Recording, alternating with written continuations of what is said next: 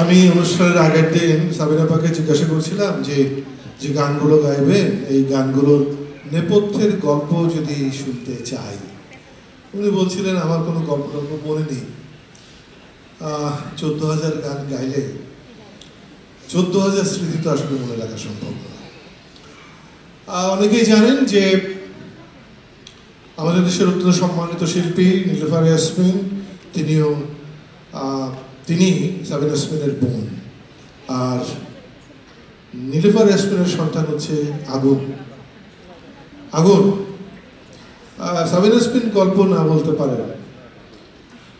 আপনি যখন গান বুঝলেন তখনকার একটা ছোট্ট গল্প খালা সম্পর্কে শুনি।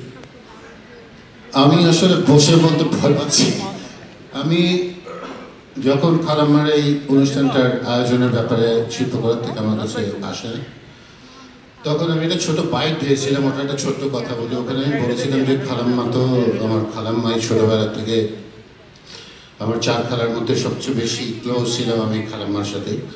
কিন্তু যখন আস্তে আস্তে বড় হচ্ছি, গানের সাথে মানে নিজে সংযুক্ত হলাম এবং বেশ কিছুদিন মানে 2-3 বছর গেল।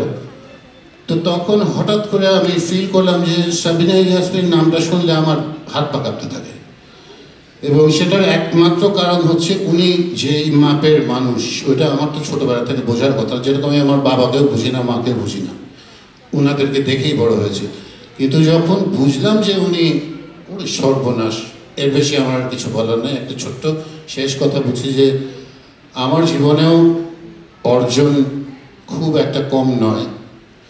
খালাম্মা এর সাথে এমনভাবে যুক্ত যে আমার একটা গান আছে যেগুলোকে বলা হয় কালজয়ী গান।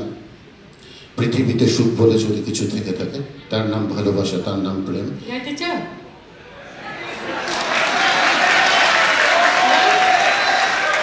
আমি বলে দিচ্ছি শেষ লাইনটা, যে এই গানে আমি খালাম্মার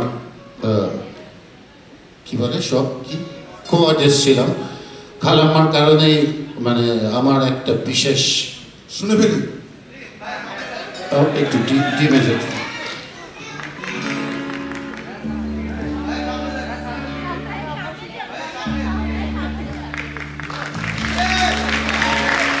কি বলছে দেখেন,